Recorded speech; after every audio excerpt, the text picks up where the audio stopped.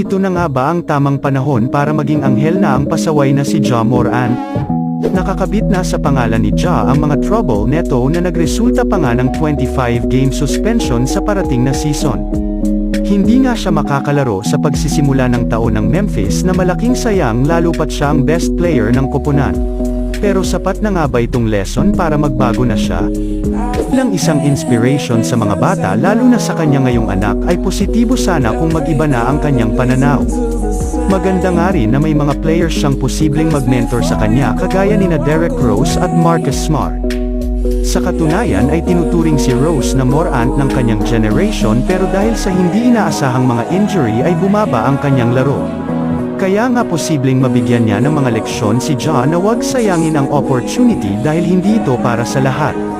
Wala nang ang duda sa galing ni Morant mula sa high-flying dunks, grabbing, passing at leadership.